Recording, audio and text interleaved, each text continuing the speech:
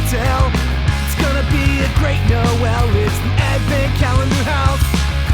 Muppets, Batman, Smurfs, and even Garfield's Halloween. We're gonna take a trip down memory lane. Frosty, Rudolph, and a bunch you've probably never seen. It's Mike and pals that come to entertain. Turn the knob and lift the latch for fun and laughs that can't be matched. And just beware the icy patch. It's the Advent Calendar House.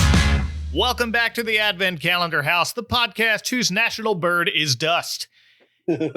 It's Thanksgiving in July as we continue our season of visiting old friends. So for today's episode, we're aiming a spoonful of squash back to 1988 for another very special two-part episode of ALF.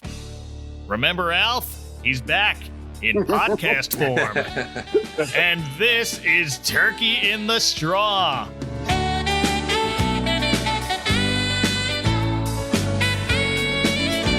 I am fondly remembering when we used to take baths together, Mike Westfall. and joining me, because he's still got room in at least one of his 8 stomachs after devouring an entire raw turkey and half of a sweet potato pie, it's Jamie Killsby. Hey, Jamie.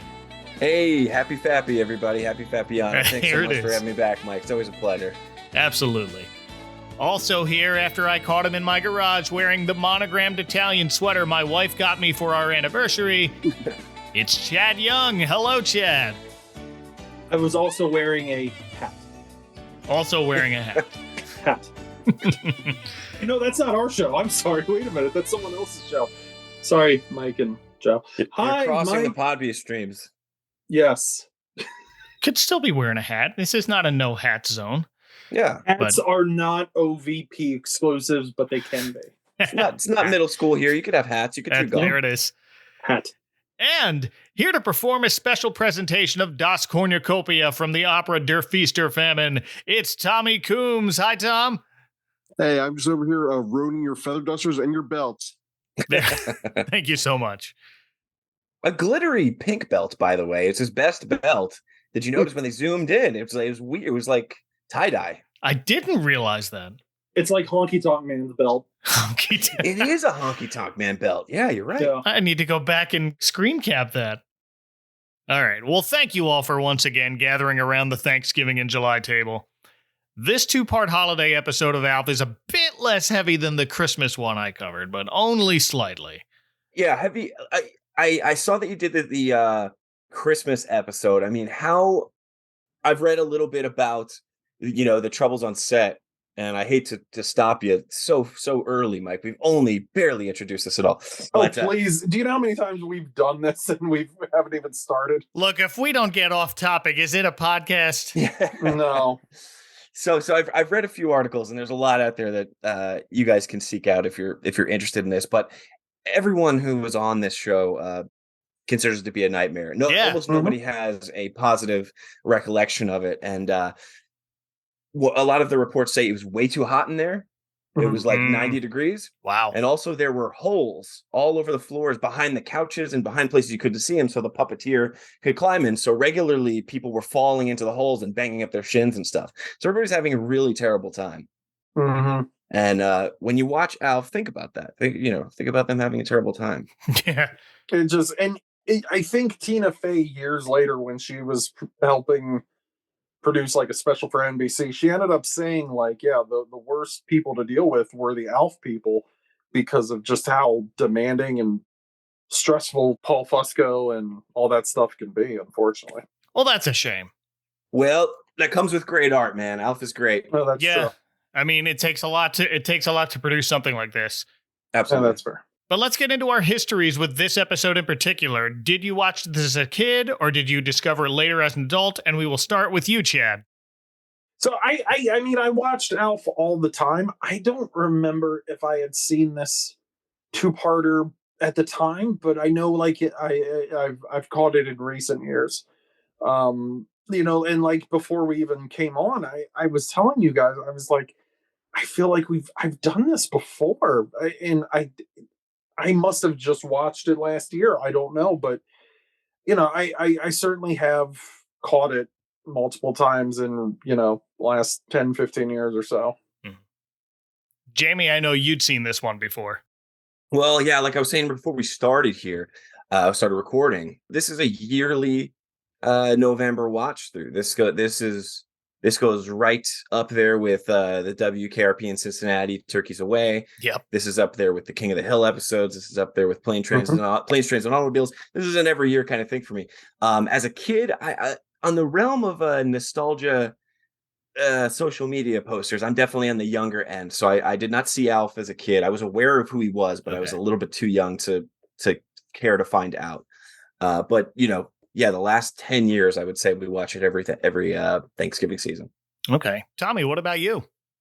When I was a kid, I think I've seen an episode of Alf at least once, but I don't remember anything about them except for I remember one time I was watching an episode of Alf, and it was when it was in syndication, and there was a preview for Child's Play 3, and I got scared. I never watched Alf again. Oh, no.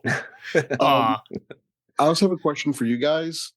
So when it comes to the opening credits, do you like the Alf running around with the camera with the fast doctor's office music, or him showing the sizzle reel best of with the smooth jazz music? Gotta be smooth jazz for me. Gotta be smooth jazz. I'm with you 100%. I'm glad you brought that up because I wanted to as well. And I forgot. Yeah. The newer version of the intro, which is the one we see here in season 3, is better than the previous, both in audio and in video. I mean, it seems more like that first one is so hodgepodge, but even the song is way groovier here, man. I prefer the him running around with the camera. That's my personal one, but I think they're both pretty good. That one's scarier because you see standing Alf. Yes. Oh, that's true. It's like the rare times where you see Kermit's legs, and it feels special. Yeah. Or Gerbert's legs. Oh, jeez. Oh, we're bringing Gerbert up. No, we're not talking Gerbert. No. I'm fine with that. Let's talk Gerbert. No, we're not doing Gerbert. Well, I definitely saw this episode as a kid because I remember seeing David Ogden Stiers and going, hey, that's the guy from MASH. Oh, I'm glad you brought that up. Yeah. Who was he in MASH? He was the Major. Okay.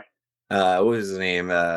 Major Charles Winchester. The third. 131 episodes. You spent some time with that in the hospital, Chad. You only watch MASH in the hospital these days. I mean, I hate to tell you. I what's funny is I never watched MASH before, but like when I was in the hospital for a couple days, I for some reason it was on and I just kind of left it on. So I was like, okay, I guess we're doing this. It's a vibe. Yeah. It's what you do when MASH is on. You just kind of leave it. Yeah. No, but like before, when I was a kid, like it would usually be on before like Batman or Star Trek or whatever.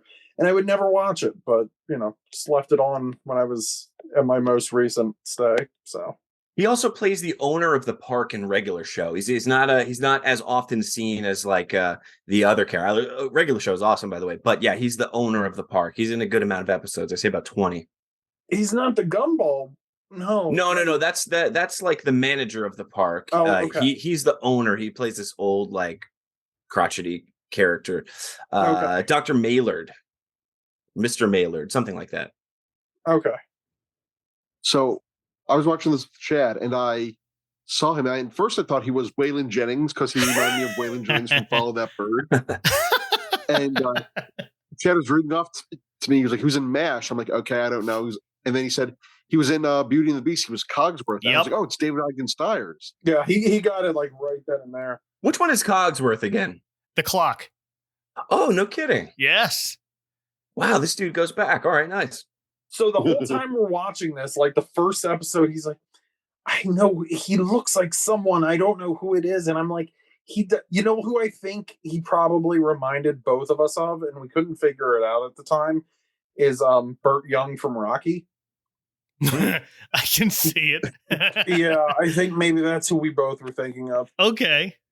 Also, Max Wright looks like he's holding back like the anger, like he's ready to snap at any moment. Well, yeah, I mean, that's every episode of Elf. Yeah, that's every episode. Especially this is season 3. Oh yeah, he's lost it.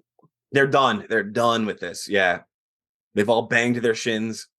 On the last episode, he apparently, when the last shot was taken, he just went to his dressing room, got his bags, and left. Then he became Norm Macdonald's boss on the Norm Macdonald show. Yes. Oh, sheesh.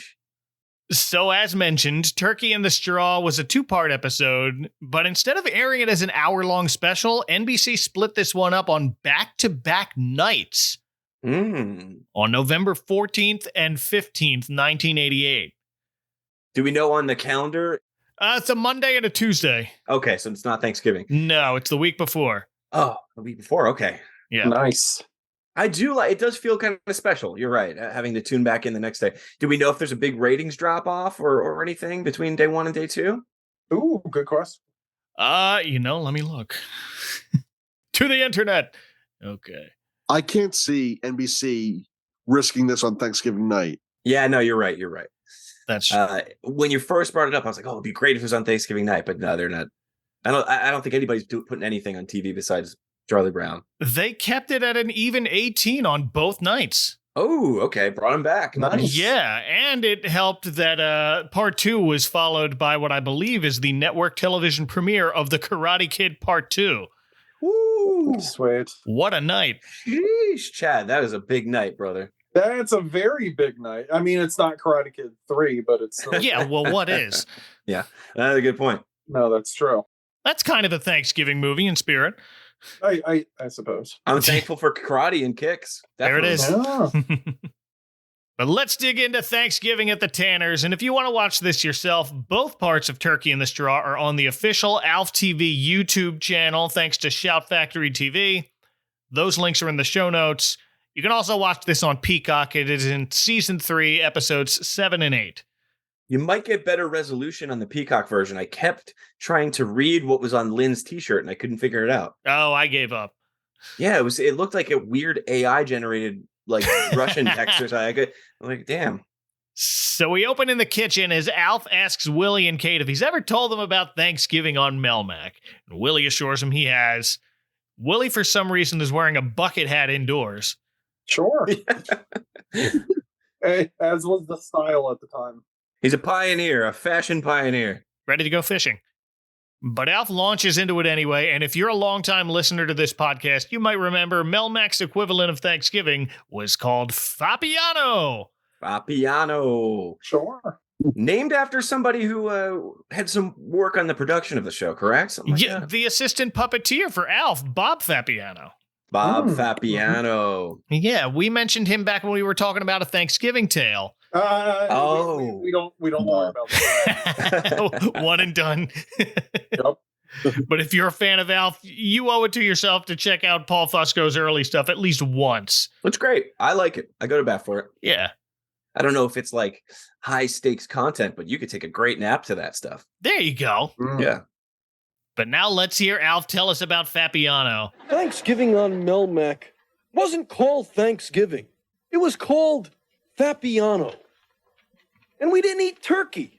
Instead, we sat down to a nice, big, juicy stuffed... Time out. We know exactly what you're going to say, Alf, and you know that we find that offensive. Was the implication that he was going to say the P word there? That's what I thought too. Mm-hmm. Yeah, right? That's what you got from that? He's going to say cat. Yeah, but he talks about eating cats all the time and they never stop him. I was like, she stopped him like he was going to say a naughty word. Well, Willie says cat, big, juicy, stuffed cat. That's what he sounds like. And Alf hits back, but now we'll never know, will we? We'll never know. He adds, I'm always partial to the dark meat, and same, Alf. Oh, okay.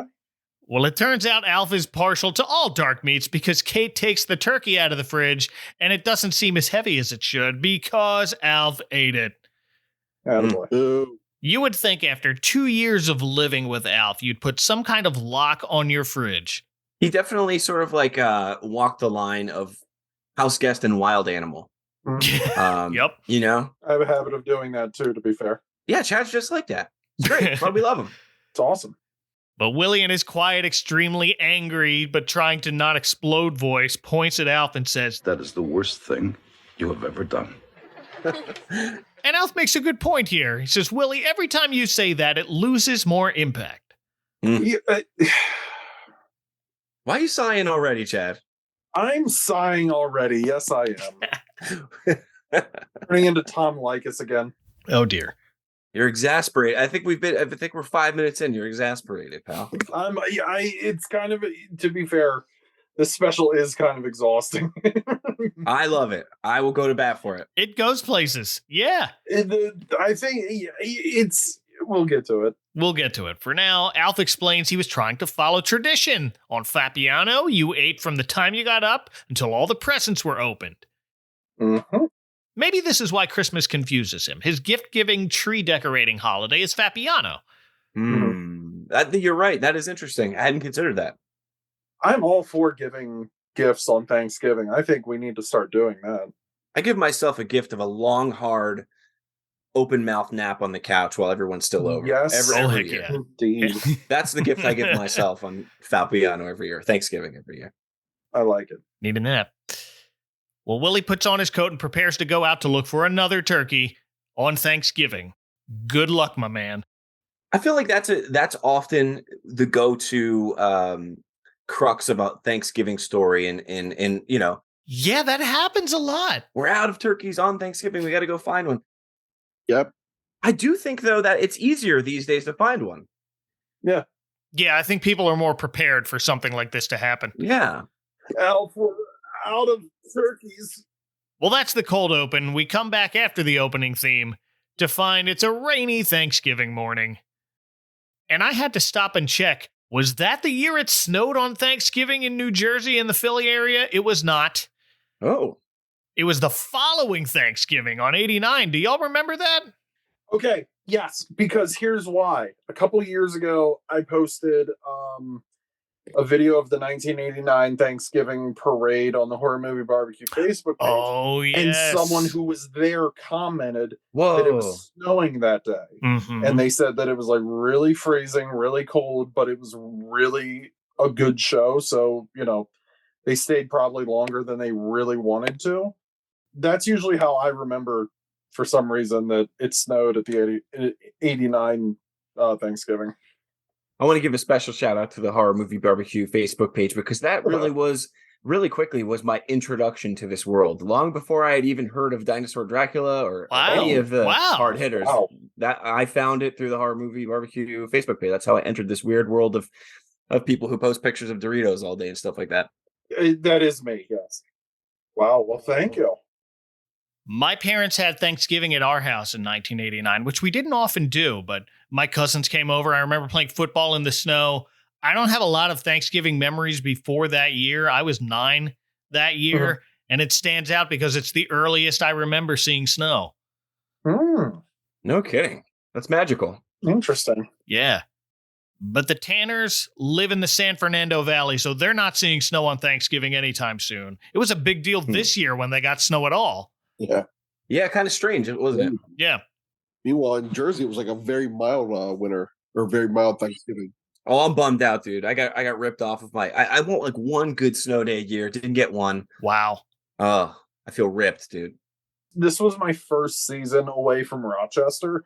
So I got to tell you, it's kind of nice to not have a lot of snow again. But at the same time, I kind of miss having a snow day where I don't have to go anywhere. True. You know, but it was kind of nice not to be, stuck in like 3 feet of snow on a regular day. So. Yeah, I don't miss that. No. Well, I've been working from home since the pandemic, so I've been having a snow day for the last 3 years. There it is. And on hot days and cold days, and it does start to get you for a while. But I just wanted to add, in the realm of the Tanners and snow days, if you follow the canonical storyline of Alf that led into Project Alf, the Tanners moved to Iceland. Oh yeah. For a better schooling system. So that's where they are now. That's why they didn't appear in Project Alf. But okay. It's probably for the best. Yeah. Well, they get their snow days there. They do. So it's raining outside as Alf is inside helping young Brian rehearse a Thanksgiving pageant. Methinks it prudent to organize an expedition. And he tells Brian he needs to emote. You're a pilgrim. 2 storm-tossed months at sea. You're weak. You're hungry. You want to strangle your travel agent. This was the moment I was rewatching the episode. Like I said, I watch it every year, but this is the moment here where I was like, Alf's a good show. This is funny. Yes. This is funny stuff. Because I think Alf as a character, since he's a puppet and he's an alien, he can sort of speak and have mannerisms in ways that human characters in other sitcoms can't. So you go back and you watch and you go, that's actually pretty genuinely funny. Like he's a real smart ass. Yeah. Here's when Kate comes out to set the dining room table and asks Brian if he wants a snack, and he replies, "No thanks, Mom. I have to be weak and hungry." That's the moment, yeah. Yeah. Alf, on the other hand, could use a nosh, he says, and helps himself to an apple on Kate's cornucopia display, only to discover it's wax. My second favorite, you know that fruit is wax, joke in a holiday show. What's your first? Yeah, I got it, yeah. Muppet Christmas Carol. They're at Scrooge's nephew Fred's party during Christmas present, and Rizzo helps himself to an apple. Or no, I think it's grapes in that one, and Gonzo says, you know that's wax, right? Sheesh, you're right.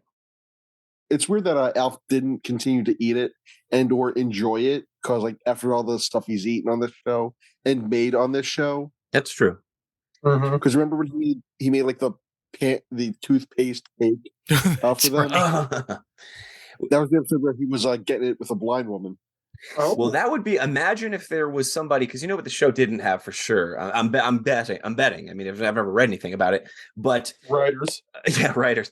No, I'm thinking script supervisor, somebody who walks around and says, "Oh, well, back in episode 6, Alf did this, so we can't have that." They were just doing whatever worked for the bit at the moment. You know? Yeah, I don't think it was quite that strict. No. If your job was to be the script supervisor to make sure that Alf did everything canonically and lined up with what he did in the past, you would be in a mental institution, I think. That's a great job. Most of the cast they end up in one after this show. You're right. Well, Kate says maybe next year she'll buy a wax turkey, and Alf tells her the turkey's gone. I can't bring it back. Well, maybe I can, if I can remember which stomach it's in. So who remembers how many stomachs Alf has? Ooh. 1,000. 8. He has 8 stomachs. You said 1,000? Tom gets the point. I did say 1,000. I wish I guessed. I was going to say 9. I would have been. Oh, you would have been close. Yeah, I would have been pretty close. He has 8 stomachs. He tries to cough up the turkey, but Kate tells him don't bother. And here's where the storm outside starts to get a little worse with thunder and lightning. I wonder what's keeping Willie. Methinks it prudent to organize an expedition. Brian comments it's raining cats and dogs, and Alf excitedly shouts, "Open the skylight, I'll get the relish!" Yeah. So, I guess Fappiano, the turkeys are treated like hot dogs, which I like. Oh. A turkey dog. I'm down for a turkey dog. Yeah. Spoiler alert for the end. Okay. We routinely get turkey kielbasa just to have. Ooh, good idea. Yeah, man. I'm going to get some for the fridge. Well, right about here is where the Tanner's neighbor, Raquel Akmanik, comes to call. Hey, we have got to do something. The bum is back. Was Trevor out of town? No, why? Miss Seinfeld. Yes. Whoa, nice. Good catch. Liz Sheridan, who would go on to play Jerry's mama. Real quick, can I touch on that? Yeah. I remember when the Seinfeld finale happened. Mm-hmm. And I forgot what talk show. Maybe it was like Ricky Lake or like Sally. I don't know. But they had a bunch of like Seinfeld like co-stars and all that. And someone had asked, whoever, like it was like Liz Sheridan, her husband on the show, like the Soup Nazi, like those kind, like Banya, those characters.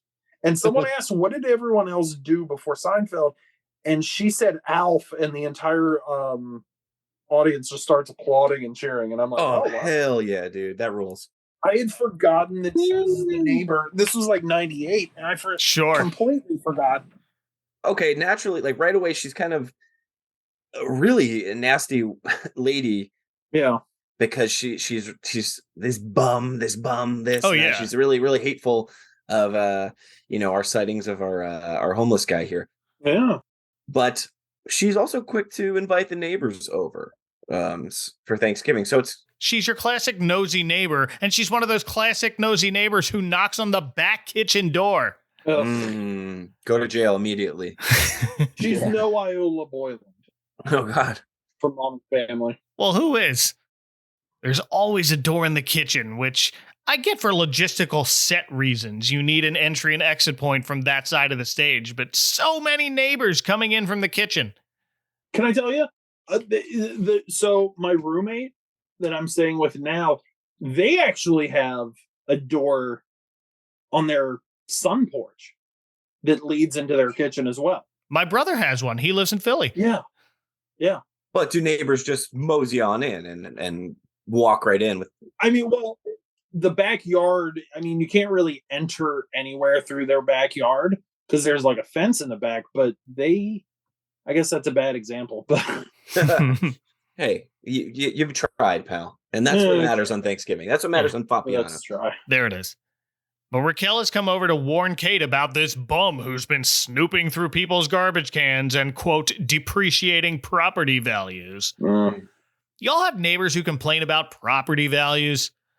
You know, they don't do it to me because I'm the one who's depreciating it. You know, they do it to each other, but yeah. Anytime I hear it, I think, oh, are you trying to move? Good. Kate understands now. Oh, you saw a homeless person. Oh, did you? And Raquel argues he could very well have a home somewhere, but prefers to be a nuisance in our neighborhood. Yes, that's what people who have homes do. Mm-hmm. Well, you know, another thing that they could do is invite their neighbors over for a Fappiano. They like could. She does here. Yes, she does. Yeah. When Willie returns home, she does, because Raquel, well, first she thinks it's the bum, she insists on calling him, because Willie wears a similar floppy old hat and crummy old trench coat. I like Willie's trench coat. I do too. Unfortunately, Willie wasn't able to find a turkey. All he could get was a half dozen frozen Cornish game hens. I don't think I've ever had frozen Cornish game hen. You've never had one. They're actually not bad. I've never either, yeah. Yeah, no, they're not bad. They're pretty good. Honk. I had to look it up. I wasn't familiar with Cornish game hen, but it turns out the Cornish game hen is a cross between Cornish chicken and white Plymouth Rock chicken. So it wouldn't be entirely inappropriate to have on Thanksgiving if you couldn't find a turkey, I guess.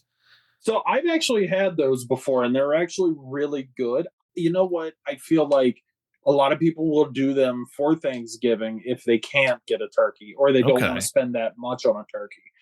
But I also feel like a lot of people are going to do it on Easter, which kind of makes sense. Okay. But they're pretty good. They're not bad. I'm sure. Yeah. But these hens are frozen solid, and Raquel pipes in, oh, why don't you just ask to have Thanksgiving in our house? 2:00, bring the kids, a hearty appetite, and your own chairs. Yeah, that's what Willie sounds like. The Tanners are reluctant but appreciative. He sounds like a whinier Larry David and not as charming. Yeah, that's nailed it.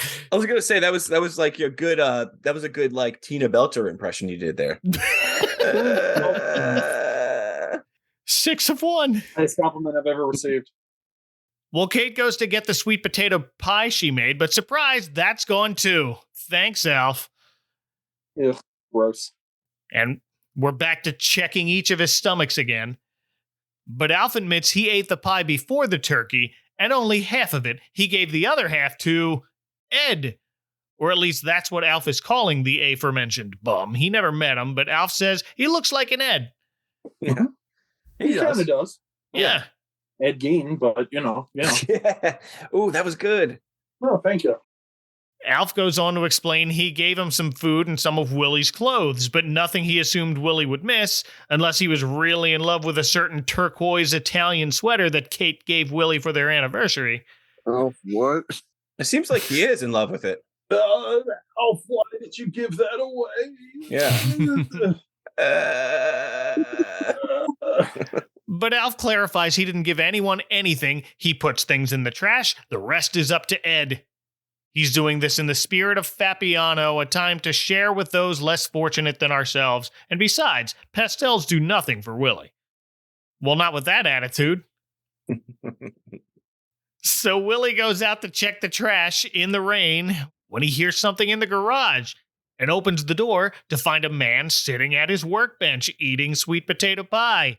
and wearing his turquoise Italian sweater under a wet trench coat and hat. That's a scary moment. I'm sure. Yeah. He was armed with a tire iron or crowbar. Willie was. Yeah, Willie had a crowbar. Yeah. He was, yeah. Scary for Pete here. He introduces himself as Flaky Pete. My friends call me Flaky Pete or Flaky Pete Finnegan, but mostly my friends don't call me because I don't have a phone. Not a good name. Like, is that really the best we could do? I think it is. It seems like a very Paul Fusco name. Unfortunately. Is Flaky, here's the way you can look at it. Is it Flaky Pete because as in Flaky as in a personality, he never showed up to work and that's how he wound up homeless? Oh, maybe. Or Flaky as in he has a lot of flakes and he's gross? Oh. Is it a physical or a non-physical version of Flaky? Little a column A, little a column B. Little column A. Yeah. Okay, I like that. I'm going to say just because he's gross and he probably has a lot of dandruff. Yeah. And maybe that's why he got fired from his job. He wasn't fired for being flaky because he was late. He was fired from being flaky because he was so disgusting and he was getting scalp in all the sandwiches. No good. Well, maybe he shouldn't. Flaky Pete, as we mentioned, is voiced by David Ogden Stiers. We mentioned he was Major Charles Emerson Winchester III on MASH, the voice of Cogsworth in Beauty and the Beast, and he's done a few other Disney voices. He was Governor Ratcliffe in Pocahontas, and Jumba in Lilo and Stitch. Jumba's the alien scientist who created Stitch. That's cool because that confirms to me that there is life after Alf. Yeah. You know? Oh, yeah, absolutely. I mean, not for the main cast, but yeah, that's true. Yeah, he was Jumba and Kevin McDonald from Kids in the Hall was Pleakley. That's right. Oh, wow.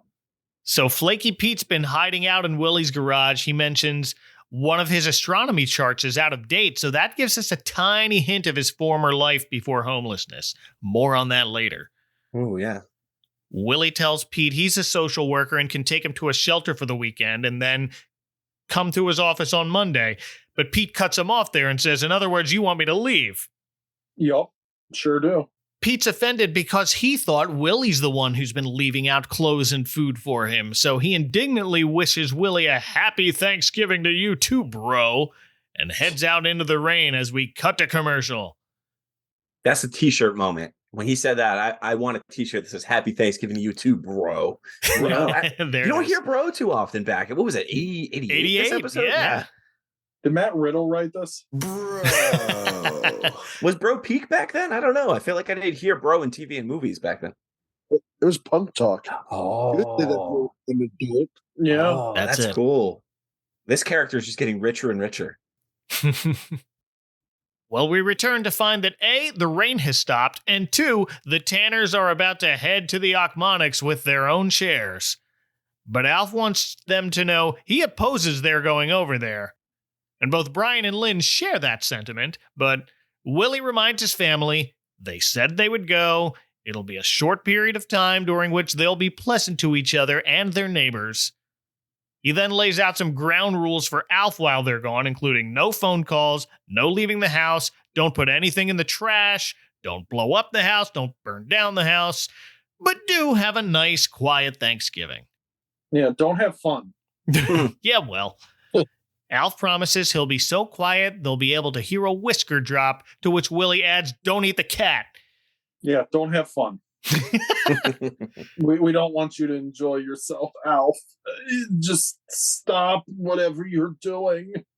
You're a prisoner here as much as you are a guest. This is all because of you. What do we think about Brian? They're all bringing their own chairs. One, I don't know how odd that is, but that scene that kind of stood out to me. Well, Raquel told them to bring their own chairs. She did. You're right. She's kind of cheap. But Brian has the younger brother has a little like painter's stool. Mm-hmm. I mean, I guess because he's a kid. What do we think about that? I mean, no respect, right? It's what he can carry.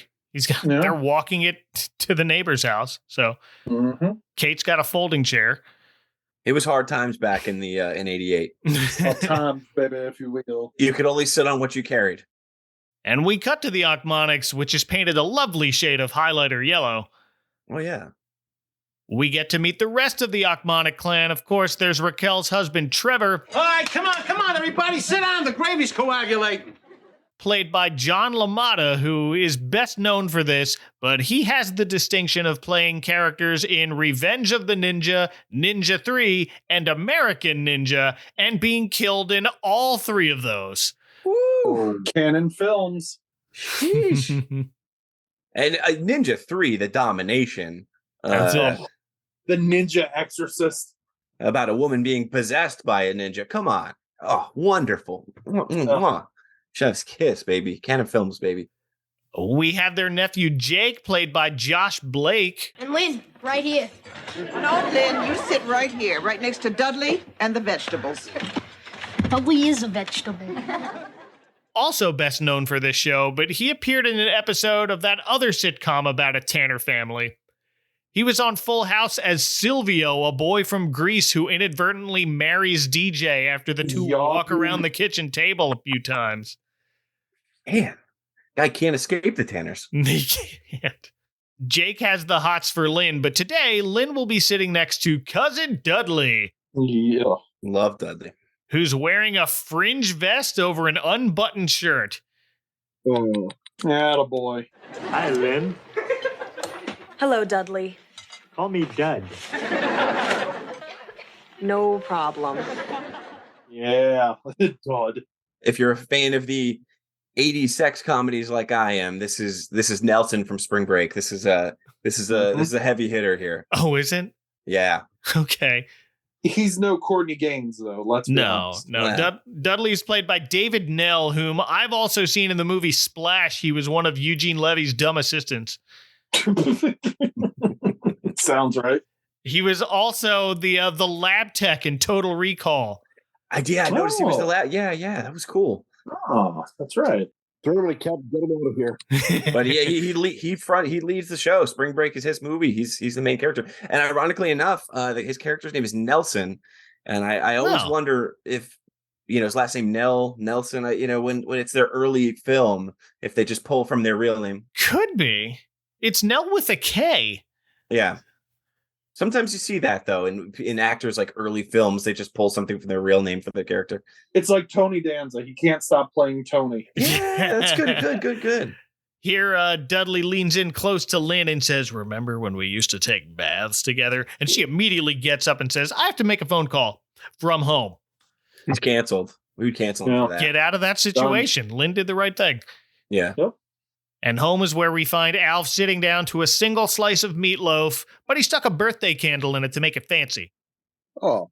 A trick candle at that. A trick candle, yeah.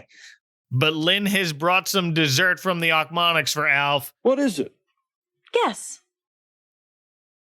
Rubber vomit. Doesn't look quite rubbery to me, but No. it's the right shade of rubber vomit orange. Spilled orange juice or something. Disgusting. Yeah, it turns out it's pumpkin jello. Pumpkin jello. Is that? I wonder if that was ever real. It's gotta be. You know what? If it were, I guarantee you Dinosaur Dracula has some in his freezer. Well, they have pumpkin spice jello here. That's not the same. That's true. Not quite the same. No. They do pumpkin pudding, don't they? Yeah, actually, that's what I'm looking at. Pumpkin spice pudding. Okay. Yeah. But see, now, pumpkin jello. Now I'm very curious about this. That's got its own special texture, which I'm not sure goes well with the taste of pumpkin. Yeah. But even Alf says, "I can't eat that," followed immediately by, "Hey, I've never heard myself say that before." Yeah. Well, Lynn stays for a bit to chat with Alf so she can avoid having to go back to the Achmonics. When we cut to outside, where Flaky Pete happens to be walking by again, here's Lynn, glances quickly into the window, and has to do a double take, which makes him take a closer look because he sees Alf. This is kind of creepy because, sure, he was asked to leave, and then he just sort of he's walking around the house now, looking in the windows. Yep, he's trespassing. And when I was thinking back to this episode, I remember him doing that, and I was like, "Oh, it's because he knows Alf is there." No, he only found out Alf is there because he was looking in the windows after he was told to leave. Right. He's still looking in people's trash cans. It's Thanksgiving, so people are going to be throwing out all kinds of good stuff. Hey, this is so weird. Mike, you just blew my mind. A continuing theme in Paul Fusco Thanksgiving specials is puppets digging food out of trash cans. Oh, you're right. Oh, wow. Boom goes the dynamite, I guess they say. Yeah. So Pete goes back to Willie's garage to use his phone and call the Alien Task Force. What's the phone number there? I don't remember the number. No. Well, Al, yeah, the Tanner's number starts with 555. It's We never get the 7787, I believe. There it is. Unless I've got it backwards. Somebody should cover 8675309, but make it the phone number for the Alien Task Force. Pete's hoping to get a reward, which we find out is $5,000. So that could help turn his life around. So he's very anxious to turn Alf in at this point. In $1988, that's like $2 billion today. Yeah. Well, rent is probably like $200 a month back in '88. So he lived pretty well for a while. Yeah. By the way, you know what I completely forgot? Because they do mention in another episode, I forgot that this takes place in California. For some reason, I thought it was like in like New Jersey or Maine or something like that. I had forgotten that Alf, the Tanners live in California. A lot of shows are California, and you're like, oh, gee, what a coincidence. Real close to all the studios. And you know what's funny is I kind of noticed this a couple of years ago. I think it's when Modern Family was on. I never noticed this, but a lot of the ABC shows will take place out west, and a lot of the NBC shows will take place out east. Huh. Oh, that's really interesting. And CBS, kind of would at the time, or at least back when they would do sitcoms and shows, or I mean, they still do, but they would do a lot of like, Middle America, and then Fox would just go all Chicago. A lot of Chicago. Yeah, you're right. It takes courage to run a show here in New Jersey. We're warriors. It does. Oh, God bless New Jersey. God bless New Jersey. $5,000 in 1988 money is worth $12,821 today in 2023. Damn. That's a couple PS5s, baby. The only two people working at the Alien Task Force office on Thanksgiving today are watching football in what they expect to be an otherwise quiet day at the office, but the phone rings. It's answered by Sergeant Fox, played by Michael Champion. Happy Thanksgiving, Alien Task Force, Sergeant Fox speaking. Speaking of Total Recall, he was Michael Ironside's goon, Helm. Oh, wow. We got double duty on Total Recall here. Yeah. He was also a bad guy in Beverly Hills Cop and Toy Soldiers. Love Toy Soldiers. Yes. Sheesh. And in the 90s Flash TV series, he was Captain Cold. Oh, that's right. Oh. Yes. Captain Cold. Yeah. Sergeant Fox is working with his partner Jeff, played by Norman Lee Harris. 167 Hemdale. We investigated a sighting at that address 2 years ago. Couldn't find a lot about him, unfortunately. His most recent credit on IMDb was back in 1992. It was an episode of Doogie Howser, MD. So I'm not even sure if he's still alive. It doesn't say much about him, unfortunately. Oh, man. But Sergeant Fox is notably wearing a sling on his left arm. Did anyone notice that? Because they don't mention it. Yep, I noticed that. I was going to ask you if, like, he's a reoccurring character in the ALF universe, and if he was breaking his arm in a previous episode. That seemed like a strange character, but it almost seems like he got the part and then broke his arm the week before and showed up to the set and was like, hey, I broke my arm. I hope that's cool. That's what I think happened. Very well could have been the case. Yeah. Maybe he broke it during like filming because that is very possible. Yeah, he fell in one of the holes. Yeah. But he answers the phone. Flaky Pete tells him, I think I've just seen an alien. What do I do? And Fox asks, do you mind repeating that, sir? Like it's weird for someone to call the Alien Task Force and report seeing an alien. Yeah. Your sole job is to take calls when people think they see aliens. They probably get great phone calls. I bet they do. Just idiots calling 24/7. And that's who they think this is for a while. Yeah. Yep. But he asks Pete to describe the alien, and he does, including mentioning a nose the shape of Nebraska. Yeah, I don't think that's what he really wanted to say. I'd probably not describe it that way, but no. Yeah, well, go off, King. Nebraska's the best we're gonna do. Yeah.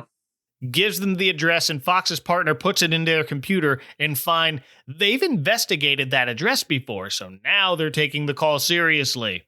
Oh, okay. They tell Pete they'll be out there as soon as they can. Until then, be careful.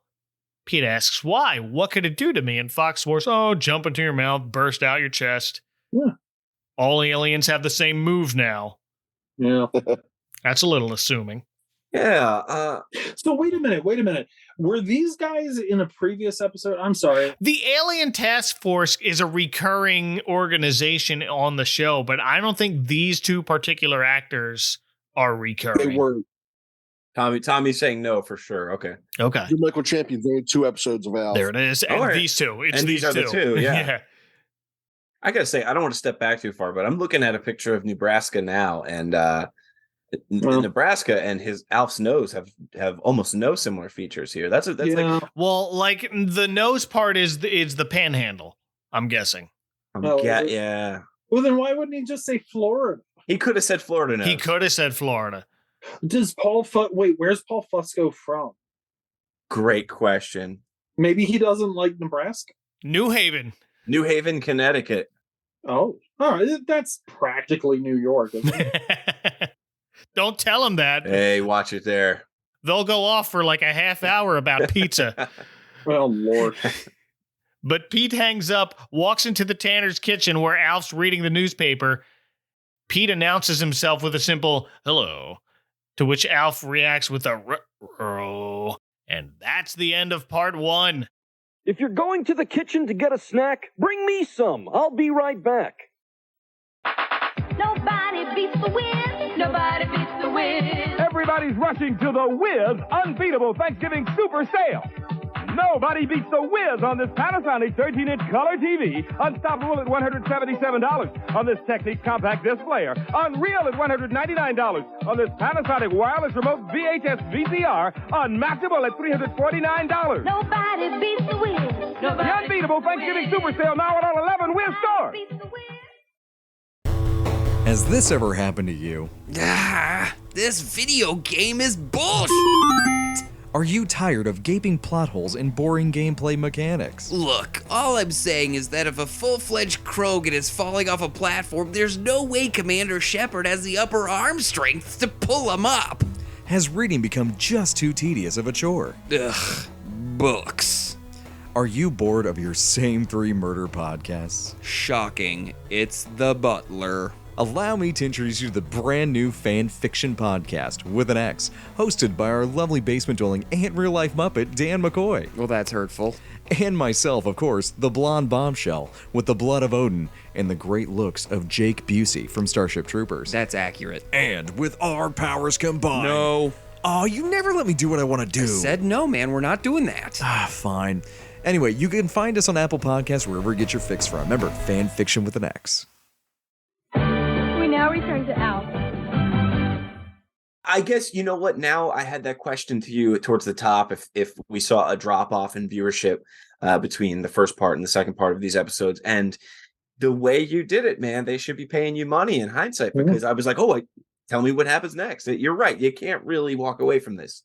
No, this is a great cliffhanger, so let's fast forward 24 hours in TV watching time to part 2. Where we get a longer version of this scene that ended part 1. Alf tries to pose as a dog and bark at Pete. Oh. Who tells him, look, I know you can talk. And that's when we get the ruh-roh. Yeah. Little Scooby-Doo action. Yes. Dogs. So Pete claims he's a friend of Willie's, but Alf knows better. He says, you're that bum who's been hanging around our trash cans. But Pete adds he was just talking to Willie earlier, which is true. But then he says Willie told him to come in and keep you company, which is not true. He is a liar. He told a fib. He sure did. On Fappiano of all days, the holiest of days. No fibbing on Fappiano. Nope. Hey, you know what? This is this is kind of bogus. I gotta say. Okay, there's a Canadian Thanksgiving that happens in late October. Yes. Mm-hmm. Okay, and we have to assume. I mean, what is that based on? Because our Thanksgiving is based on an event or a presumed event. The Canadian Thanksgiving is based off of jealousy of our event. And so what is Fappiano based off? I mean, that's a galaxy away. Jealousy of Canada. We want our own Canada Day. Oh, I wish. Earlier, we noted Pete had some knowledge of Willie's star charts, and here he shows his expertise on other planets again as he tries to guess where Alf is from. He deduces it's cold based on his fur, muddy based on its feet, and with a thin atmosphere based on his large ears. So Pete guesses planet K171, or as Alf knows it, Niesbeck, which he takes offense to. Sure. There's no intelligent life on Niesbeck. How do you know? I've been there. Their national bird is dust. Stupid. Hashtag justice for Niesbeck. Yeah. No. Niesbeck can go Flippity gibbet itself. Alf says he's from Melmac and warns Pete not to spread it around, adding, "Do you have any idea what would happen if people found out about him?" And Pete pretends not to know about the alien task force. As Alf explains, they hunt down aliens like himself and do bad, bad things to them, which he says he heard from the interstellar grapevine. I like that. By the way, Pete's kind of getting a little excited at the idea of aliens being tortured and doing bad things. So it's like, oh, jeez. Hey, he's gonna get a PS5. He is, yeah, but he's also kind of showing himself because I think he's got like a little alien torture fetish going on as well. Well, if it's not a fetish, then I think this. What's his name? Stinky Pete. This guy. Stinky Pete was Toy Story 2. Oh, Toy Story 2. No, wait, was it Toy Story 2? Or... Flaky Pete, yes. Stinky Pete is the prospector. You're correct. I mean, we're starting to dive into this one-time or I guess two-time character on this show who is homeless and has a background in alien geography. Right. Yeah. This is an interesting character. He really is. How do you wind up homeless? We'll find out in a bit, but let's check back in on Thanksgiving at the Ochmoneks, where, as Lynn warned Alf before she left, Raquel and Trevor are in the middle of their traditional Thanksgiving performance of Das Cornucopia from Wagner Strauss's opera Der Feasterfamine. And I wish I could tell you any part of what I just said was real, but it is not. No. Oh, good on you for doing the research. Yeah. No, the Alf Wiki has a short entry on Das Cornucopia that simply confirms the song, the opera, and the composer are all fictional. God bless the straight up warriors that are backing the Alf Wiki. You know, doing the Lord's work. Yes. No translation provided, unfortunately, so you're all on your own. They're not quite up to Mike's level of research here. Yeah, well. But they're doing the work. They are doing the Lord's work. Yes, and I appreciate them for that. But Raquel and Trevor are accompanied by Jake on his drum set, and the whole thing is just ridiculous but fascinating. Das ist Dreck und ganz wenig auch nicht. Das Wetter ist luftig gewesen, Frau Nauheim. What kind of stuff? I mean, what kind of traditions did you guys see at Thanksgivings that you would attend? I mean, I wish this is supposed to be seen as, oh, look how annoying and strange these people are. I wish I went to a Thanksgiving where people did this. Right? Yeah. We never did. Be the change that you want to see. Ours are pretty uneventful. Everybody wants to watch we watch the parade. Yeah. Uh-huh. But that's like after 12 o'clock. Well, my daughter now loves to watch the dog show. So we put on the dog show for my daughter. The dog show's picking up. The dog show's really picking up in recent years. As we talked about at the beginning of the show, I'm in the past like 5 years, MST3K convert. So Turkey Day special right after the parade. Mm-hmm. And even sometimes when one of the songs are going on a little too long in the Broadway promos, I'm like, let's just see what movie they're playing. Hopefully it's Mitchell or something. There you go. Yup. My Mitch. But this is like watching a car crash, complete with the finale in which Raquel and Trevor singing breaks a mirror behind them. This is where you insert the beginning of Stone Cold Steve Austin's theme song.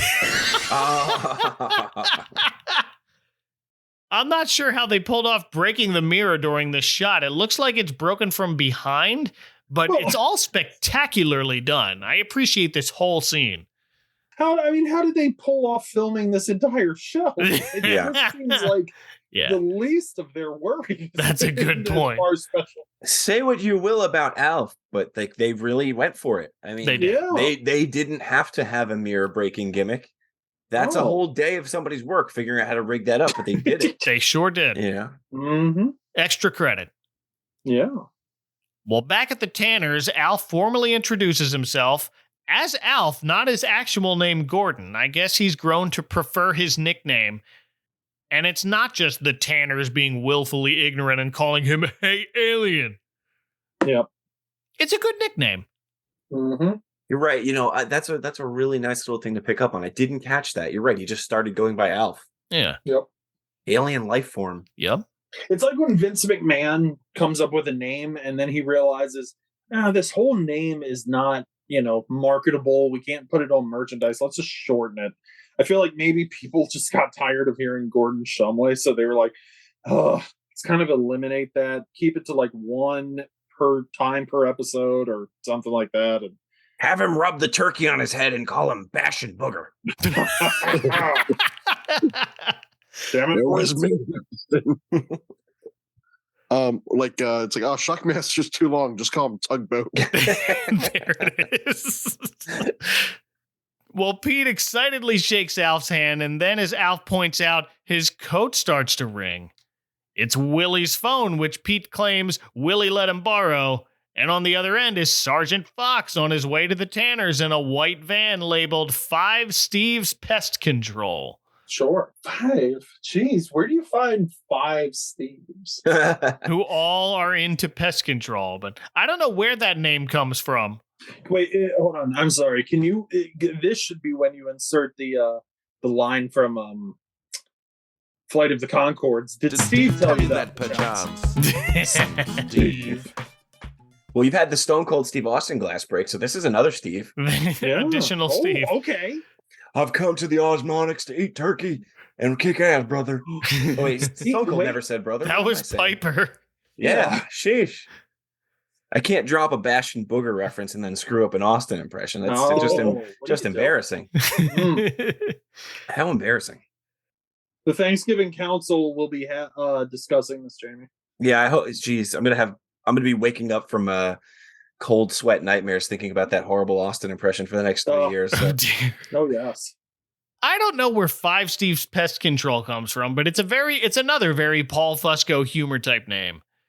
I wonder if that's a reference to something else he's done, because he does like to reference little Easter eggs to previous stuff. He also just likes naming things, just random names. Remember, Alf once informed Brian there's a planet beyond Pluto named Dave. Yeah, I like that. Yeah. Oh, I was watching that episode also this afternoon after that one. So Pete's on the phone with the alien task force, and every time he talks to them in this episode, we get this suspenseful keyboard music. Hello? Finnegan, Sergeant Fox. Did you make contact with the alien? Oh, hi. It almost reminded me of Tales from the Dark Side music. Ooh. I didn't, you're an astute television Alf watcher. Let's say that. You're an astute Alf watcher. I didn't pick up on that. That's great. So Pete carefully chooses his words here so as not to tip off Alf, who's on the other end. He says, "Oh, hi, Mom. Everything's fine here." And Fox, I guess, understands what's going on and warns Pete the alien might act friendly, but it could still be deadly, adding, "I hope we can just take it alive." Yeah. And Pete suddenly looks worried now. He says, "Oh, I don't think it'd be necessary to kill it." And now Alf has a worried look on his face until Pete adds, "That turkey's been our pet for years." Yeah. but the task force tells Pete to keep the alien occupied and hangs up, and Alf immediately asks Pete what's its name, referring to the turkey, and the first name Pete can think of is Sergeant Fox. Yeah. Whoa. He has a certain military bearing. Nice save. He's been on the streets a long time. He's really lost his fake name creativity, I think. Yeah, well. Oh, yeah. But back to the Ochmoneks. Dinner is served now. Lynn is so hungry she says she could faint, and Dudley offers her a dog biscuit. A younger cousin named Jason flings a perfect shot of squash at Willie. Jason's mom says she believes it's important to develop a child athletically as well as intellectually, and Willie simply says, off to a good start. Can I say that I found the Ochmoneks in general to be kind of odd? I mean, they're supposed to be, of course, but right. We just said, this show is taking place in California, but the Osmoneks, they have the brother from Spring Break. He's got like a fringe cowboy jacket, and they've got like deer heads on the wall. They have a very rural looking home, and they're their neighbors. Mm-hmm. Did you pick it? It felt almost out of place, weirdly. Yeah. It really did. They're from Northern California. Yeah. They're right on the border. The Osmoneks are in the northern part. If you walk a few steps south. There it is. So the Tanners. But we return from another commercial. Alf is showing Pete some photos from Melmac during his Orbit Guard days. Alf's a veteran, y'all. Is this the first time we hear about that? I don't think so. He's a vet, man. I feel like they've mentioned that before. Yeah. Well, it's cool because they've almost gone the new Spider-Man Uncle Ben route with it. Whereas in the new Spider-Man, we all know Uncle Ben, kicked the bucket. We don't need to talk about it. It's just implied. Right. We don't need to talk about Alf's war crimes. It's just implied. We don't have to get into detail with They do trade some war stories. Alf was in the Melmacian Orbit Guard, whose motto, as we learn, is to guard the orbits whether they need it or not. That sounds really like Empire. Yeah, it does. Yeah. I don't think that sounds like not the good guys. Well, even Pete wonders whether they actually did need guarding, and Alf admits, "Oh, no, not really. All we had were minor scuffles. Name-calling mostly." He wants to know what kind of military activity Alf has seen. Doesn't say as much, but Mm-hmm. Says it was a peaceful place till that pesky nuclear explosion. Pete asks how that happened, and Alf admits no one's quite sure. That's exactly what Germany says. And here's where we finally get to know a little more about Flaky Pete. He says he was in space research for the military, but he left because he didn't believe anything was worth blowing up a planet for. Sure. And that's how he knew Willie's star chart was out of date, and how he was able to deduce what sort of planet Alf was from based on his features. What has he seen that, got him up on the streets? Yeah, I'm not sure. They don't get into that part. I mean, I'm thinking, what was that government program? They were putting people on LSD. What was that called? Oh, I know what you're talking about. Yeah. What was that thing? Well, it's probably not super important. It also comes out here that it was Alf who left out the food and clothes for Pete, who's very appreciative for that. I thought that was pretty obvious from the beginning because they said they were also leaving out stuff for cats. So my mind immediately went to Alf for that. Well, yeah, it's obvious to us, but Pete didn't know that. He thought it was Willie. And here he asks why the milk and saucers, and Alf leaves it at, I like cats, which is the truth. It's not a lie. No. Well, the phone rings again, and Sergeant Fox now tells Pete they're about 30 minutes out still, and wants to know if the alien is armed or dangerous. And this is where I noticed the sling on his arm. It wasn't super noticeable to me at first, but here we get a clear shot of it. I caught it while he was in the seat, in their base. And I'm glad you brought it up because that's such a weird thing. It's a story we'll never know the backstory of, but I would love to just know that probably, like we said, that actor just broke his arm over the weekend. It was like, hey guys, I hope I still have this job. Flippity gibbet. But when he asks if the alien is armed, Pete gets up and starts to get upset with Fox now. He says, weapons, war, fighting. Is that all you ever think about? Lighten up, Mom. Yeah. So Sergeant Fox explains when they get there, they'll call once, let the phone ring one time, and hang up. That'll be Pete's signal to vacate the premises, and the alien task force will take it from there.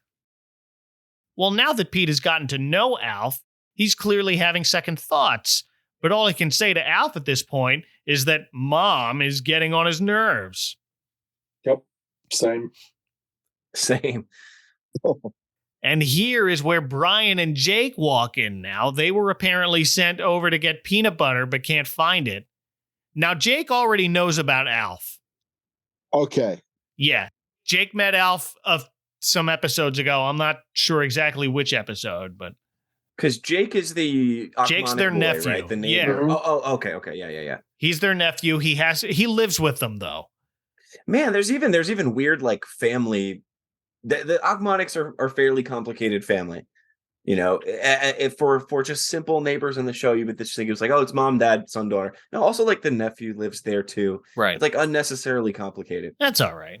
But Jake knows about Alf, hasn't told his aunt and uncle, so he's cool. But they walk in, and the first person they see is Pete, so they're spooked naturally. Until Alf explains this is his new friend, Flaky. You call him Flaky? Let he who is without flakiness cast the first stone. So that's pretty much everyone with access to, head and shoulders, essentially. Cast that first head and shoulders, man. Yeah, just start throwing bottles of head and shoulders at them. Well, Brian reminds Alf, you're not supposed to let strangers in the house. But Alf says, relax, Pete is a friend of Willie's. And Pete adds, yes, that's right. In fact, this is his sweater. And I guess that's good enough for the boys, who head back over to spoil their appetites, since Jake's Uncle Rocky is still carving the turkey. What? Oh, he's got like two dull knives here that he's rubbing together, right? Yeah, we cut back to the Ochmonics, and it looks like dinner's in progress, but Uncle Rocky's kind of doing that thing with the knives. Very sitcomish. I don't think I've ever seen anyone in real life actually do that. No. It's not like anytime you use the tongs, you got to clink those guys together a few times before you pick something up. Well, right, yeah. Or else you're just not using it right. No, or when you have a drill. Oh, yeah, you got to give that a couple spins for sure. Oh, yeah. Did we get the sense the uncle lives there too, or is he in town for Thanksgiving? No, I think he's in town for Thanksgiving. Yeah. I don't think we see him ever again. No. Is he the dad of the Osmonics boy? I don't think so. He's older. He's like a great uncle. Yeah, he's like great uncle maybe to that one. Yeah. Kate gives her compliments to Raquel for a delicious turkey, and good old Dudley tells Lynn, turkey's an aphrodisiac. Yeah. I deeply disagree. Well, I decided to open a private browser window to look up whether that was true. And no way. Thank God. we got to hear this. Well, on its own, it could be, but add all those other carbs we eat on Thanksgiving, it's not going to be all that effective in getting the old blood flowing. So don't get too excited, y'all. Dope.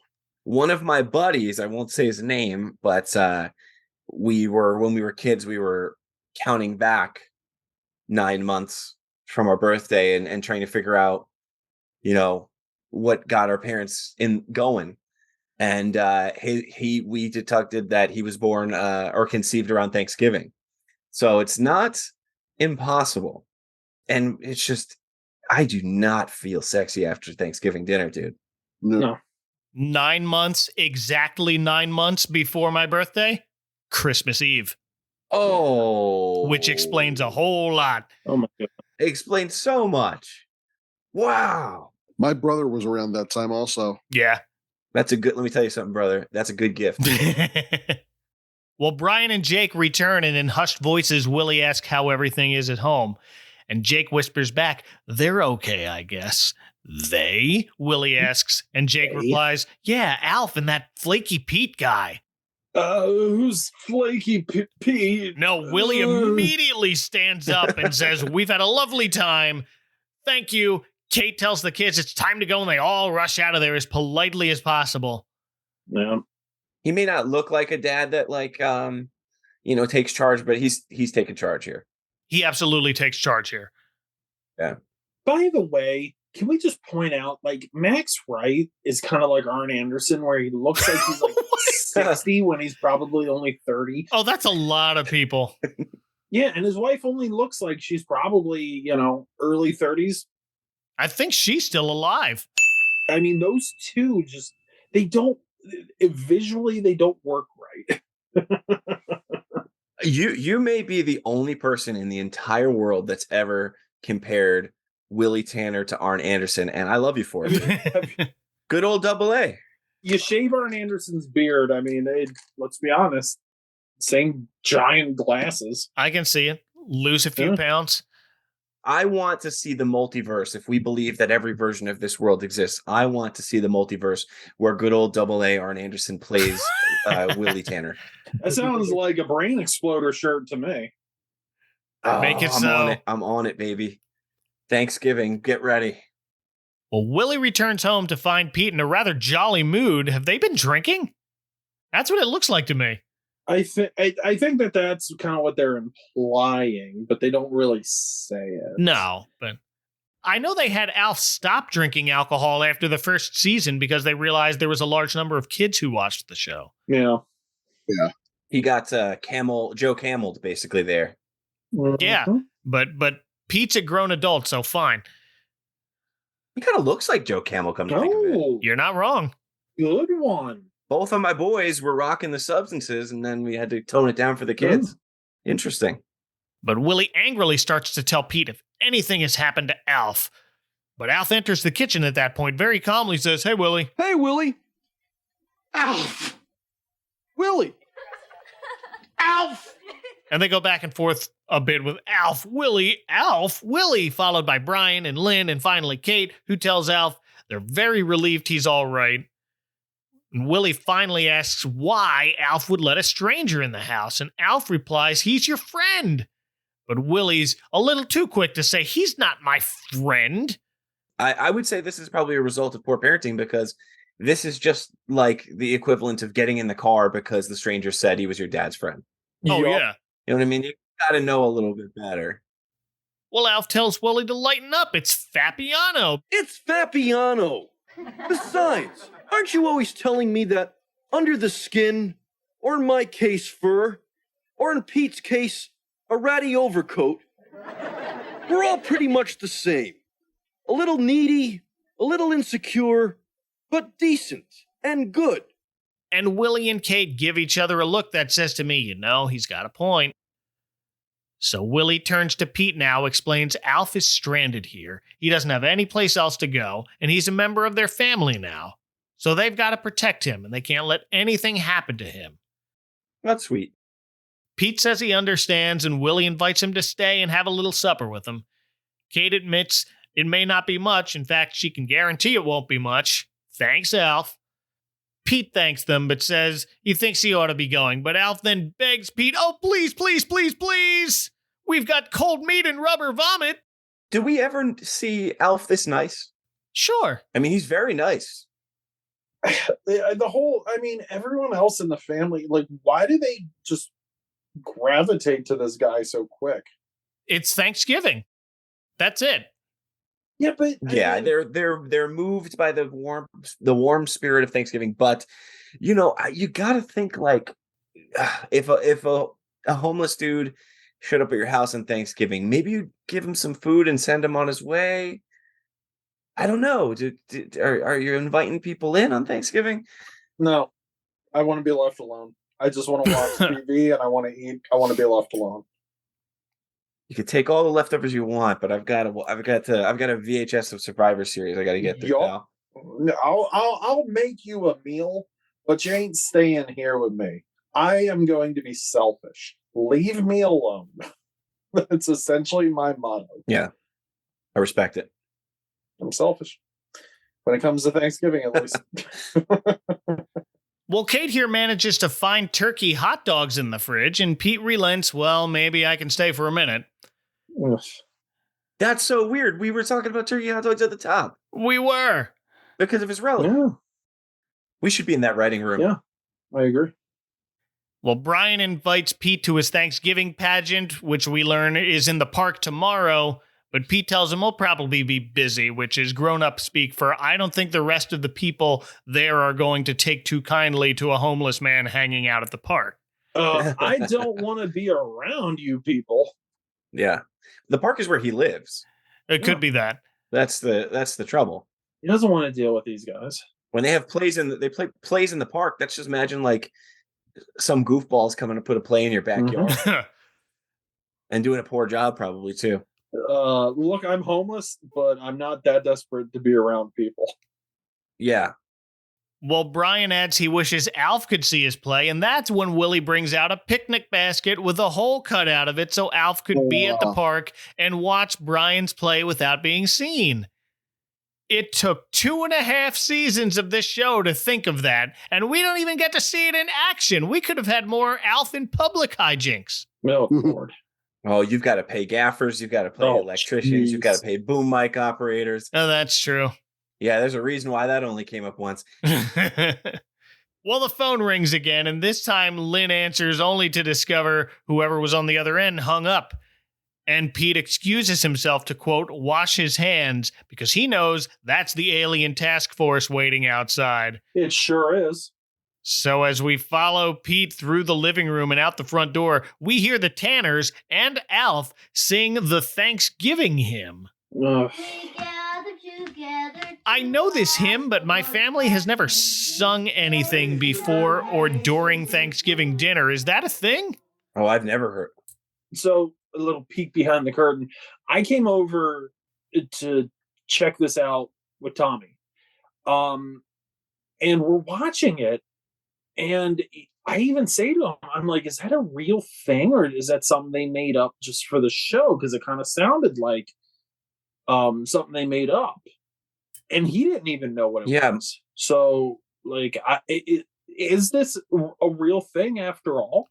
That's a good question. It's a real hymn. I've heard it in church, but I've never heard anyone sing it in their house for Thanksgiving.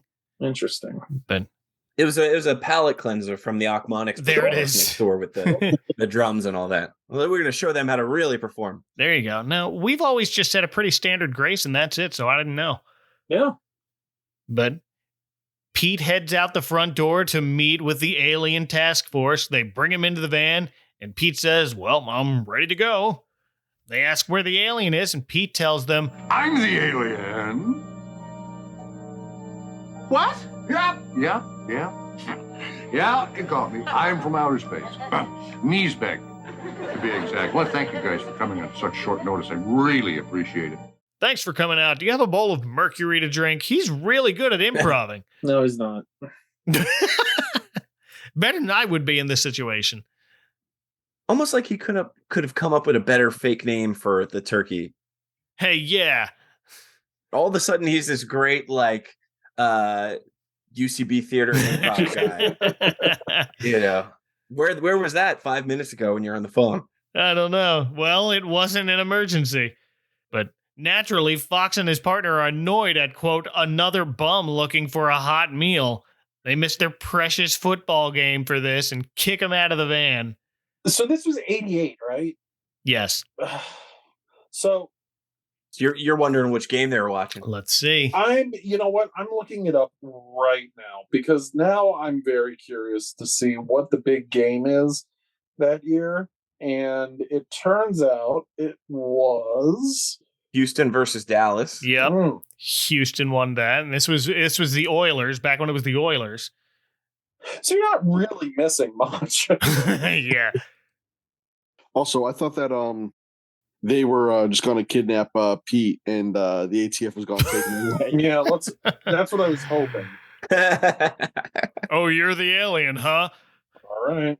We got to be in the writer room because that's very, very funny what you just said. I didn't even think about it. Imagine if he said, I'm the alien, and they just zapped him in the face with a taser and threw him in the back of the truck. All right. Perfect comedy bit. That's really good. I like it. Nice one, Tommy. I didn't even think of that. But no, they kick him out. Pete shouts back, pretending to be offended. Wait, I can prove I'm from Kneesbeck. Our national bird is dust. But then he smiles and heads back inside, finishes the Thanksgiving hymn with the Tanners, which I'm surprised Alf knows by heart, but I guess this isn't his first Thanksgiving with the Tanners, so fine. Also, a lot of a lot of punching down at Niesbeck in this episode. And hey, yeah.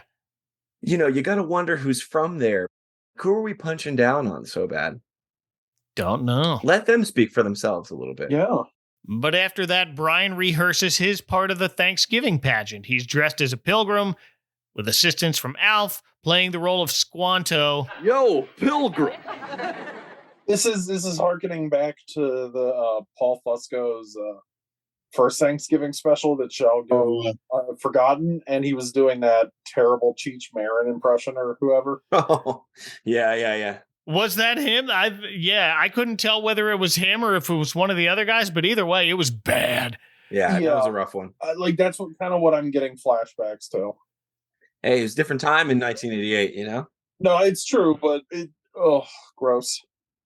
Hey, pilgrims. Happy Thanksgiving, pilgrims. Yeah, basically. Happy Thanksgiving, pilgrims.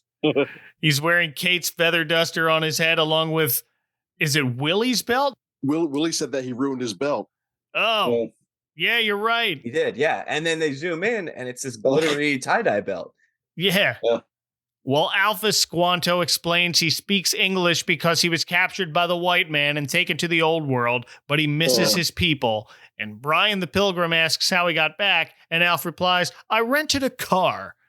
Good joke. Yeah. Alf then goes on to say, do not be embarrassed because your skin is a funny color or that you wear stupid clothes. We are all brothers under the skin, and we will celebrate a bountiful harvest together. Oof. Lynn wraps up the pageant. And so it came to pass there was a bountiful harvest and reason for giving thanks. And someday there'll be college football and department stores and a parade with a giant inflatable underdog. Well, I guess public domain at that point? Is that why they could say that? I don't think so. I think it was just more of a shot. Yeah. Okay. At underdog. I would have said Snoopy. Yeah. Lynn continues with, since that first Thanksgiving, millions have come here for the same reasons all over the world. And Willie adds, And one from Melmac, who crashed into a garage.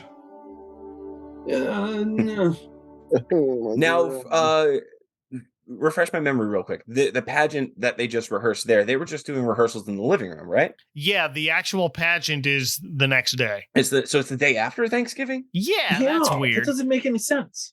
And not only that, we went through the whole rigmarole of making this big box for Alf to climb in to watch it. And they don't want to pay the gaffers and the boom mic operators. So like, I will just do it in the living room. We'll figure it out. That's fine. Yes. Well, and that way Pete gets to watch it. Sure. Yeah, because Pete's gonna hit the road. Yeah. Yeah. We end with Willie telling him he has his card. Give him a call if he needs anything. Alf asks if he'll stay nearby, but Pete says, no, he usually spends this time of year in Florida. Lies. Where there's a lot of rich widows and loose change and full of the holiday spirit. Gross. Okay, then. Probably won't need that sweater here. But hang on to the coat. So Pete says his goodbyes, heads on his way. Willie says he hopes Pete keeps in touch, and Alf replies, I'm sure he will. He took our phone. And that's where they end. Good. I'm really interested. This episode has 3 writers. It has Paul Fusco, of course. It also has Stephen Hollander, who is a continued writer on the series, and Tom Patchett. And the reason why I bring those 3 up is because there are some moments where Alf is really genuinely funny. And even all these years later, you're like, that's very funny. And then there's moments where he's not, and it is flat. Mm-hmm. And I wonder who's who in that writing room, because that's a very funny ending. That's a genuinely funny. This show had writers? Oh my gosh. It had 3 whole writers for this episode. Oh my Lord. God bless America. Jeez. Hey, it's Melmac, man. God bless him. God bless America. Oh, I guess. God bless Melmac. Any final thoughts on this special Fappiano episode of Alf? So this was not as bad as I'm making it out to be. I'm just kind of irritated because I think a lot of the jokes were very flat, and I feel like Max Wright is not funny, so it's kind of like, but it does the trick. It's a nice little nostalgic Thanksgiving episode. It really should be seen a lot more. I'm surprised we're not talking about it. It's just weird. That could be said about Alf as a whole, I think. Right, and that's true, because a lot of those episodes just don't hold up. By the way, I'm turning on my video. Mike's not going to be able to post this. I have my childhood Burger King Alf doll. Yeah! To the point that my mom actually put my name tag on the back of it. Good. Beautiful. I was going to grab mine, but I ran out of time. Yeah, I just found I have it in a box right next to my bed, and I forgot that it was there. But this was good. I would say there's not a lot of Alf episodes I want to revisit. I'd probably watch this more and more though every year. Chad, as the resident mayor of Thanksgiving, I find that you are a very difficult critic to please as far as the Thanksgiving special goes. Yes and no, because a lot of them are just kind of the same episode and the same plot. It's like, oh, there's a homeless person. Oh, there's someone less fortunate. We need to, which is fine. And that, I mean, we should, in real life, that's what we should be doing. We should be helping those. But when it's, the same sitcom episode and it's just the kind of follows the same story, it kind of gets exhausting. That said, the fact that we had the sub story about Alf and the alien, hunters or whatever the hell they are, that kind of made it a little bit different. But otherwise, I feel like without Alf, this would have just been another, 30-minute, there's a homeless guy out back, episode. But yeah, I get a little fussy sometimes when I go back and watch these, just because I'm like, I just saw that on another sitcom. Yeah, they all kind of bleed together. They really do. They all have the reoccurring themes. Yeah. I will mirror the majority of your sentiments. However, I will go to bat for this. I'll say I like this a lot. Yeah. The trouble with Alf is not the trouble with this episode. It's just that the human element are not very interesting. It's really the Alf show. Well, yeah. He is the Urkel here. You're here to see him. You're not really here to see the dad, and so they're not very interesting. But I like this. I like this episode a lot. Episodes, I should say, a doubleheader. It was nostalgic, and I would go to bat for it. The jokes that are good are actually pretty good, but like you said, there are some that sort of flatline a bit. Yeah. But hey, man. Not every leaf that falls off the tree in November is the same. Not everyone's going to be perfect, That's true. And you know what? I think that because the humans are so like not as charismatic as we want them to be, like Max Wright is not a very charismatic. God rest his soul. God bless him. I know he had issues. Not the greatest actor. He didn't have a lot of range. He didn't have a lot of charisma. He didn't have that 80s sitcom dad essence that you need. But I do want to say, I want to go to bat because I would love to hear if Tommy would go to bat for these two episodes. But I just want to add that this was a great calendar year as far as Alf and Thanksgiving tie-ins, because 88 here we had this double header Thanksgiving episodes back to back, night after night, and then the next calendar year we had Alf in the Window on Broadway. The parade, the parade, introducing the goddamn Joker. I mean, what a calendar year. How you doing, Alf? How you doing? By the way, 100%, when people ask me what is, in my opinion, the greatest parade float act, whatever, I always go to Fred Travelina, because that sums up that parade and what I love about it so much.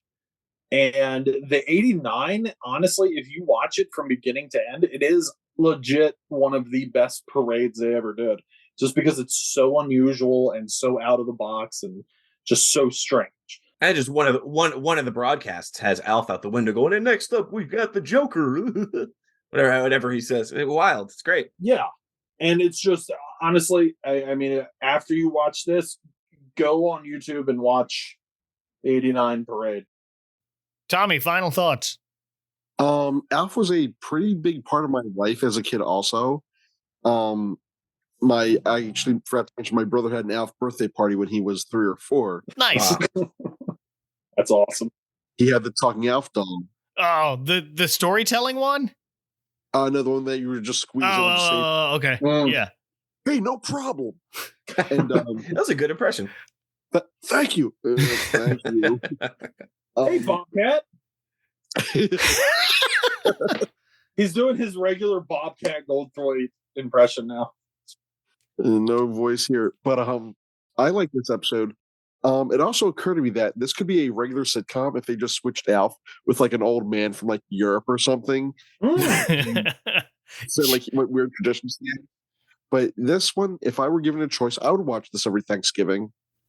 Yeah, it's a light watch. Yeah, I'm going to put it in my rotation. This doesn't get as heavy as the Christmas special did, but you've got to hand it to Alf. When that show covers stuff like this, they always do a good job of walking that line between serious and silly without veering too far in either direction. Yeah, it's almost like a kind of a dark comedy at times. Like, yeah, it kind of feels like they want to take it seriously, but then maybe they just kind of want to make fun of it. They do a good job walking the line. Yes. Uh-huh. Well, thank you all again for spending another Thanksgiving in July with me. It's always an honor. Thank you so much, man. Every time the inbox lights up and I see that it's Mike, I'm like, God, I didn't embarrass myself too much the last time. I really appreciate it. Yeah, I know it's always a good time hanging with you guys. And if people want to leave you half a sweet potato pie and an ugly turquoise sweater out by the trash, where can they find you on the internet? Jamie. Oh, thanks for asking. If you're into this kind of stuff and similar weird nostalgic television things, I've been doing a podcast since 2018 called Forever Bogus Podcast. You can look it up basically anywhere you find your podcast. We were doing weekly episodes all through the pandemic, so we have a big library for you to check out. But if you like weird Garfield art, check me out on Twitter at Brain Exploder. That's the main place to find me. If you know my illustration work and you're into it, you could check me out at Monster ManiaCon in the greater Philadelphia area this summer. The podcast and the Twitter handle are fine. Chad. Please don't bring me sweet potato pie because it's disgusting. But if you must bring me pumpkin pie, delicious pumpkin pie, shoot on over to Twitter at Horror Movie Barbecue, Instagram at Horror Movie Barbecue, my Facebook page, which I try my hardest to keep active, and it's kind of hard sometimes, but it's facebook.com/Horror Movie Barbecue, and my blog, horrormoviebarbecue.com, celebrating 10 years of Horror Movie Barbecue. I'm not really going to do much. I think I'm just going to get maybe have a big bowl of popcorn or something, but everyone's invited. Sounds great. Yeah. Hey, I like popcorn. And Tommy. Hey, I'm on Twitter at the Pop Daddy. I'm on Instagram at _Pop Daddy. I'm on YouTube at Pop Daddy Tom. I do reviews of foods, movies, things like that. And you can also find me on Facebook, facebook.com/the Pop Daddy. Thank you all. And you can find those links in the show notes of this episode. You can find this in every episode of the Advent Calendar House at adventcalendar.house, along with links to all my socials. Well, podcast pals, I've got one last stop this season, and oh, look at that. 2 days from now is Scrooge Sunday. Talk to y'all then. For now, for Jamie, Chad, and Tom from my poorly secured garage next to my even more poorly secured kitchen, this is Mike Westfall reminding you to watch out for that icy patch. Happy Fappiano, everyone. Happy Fappy, guys. Fappiano.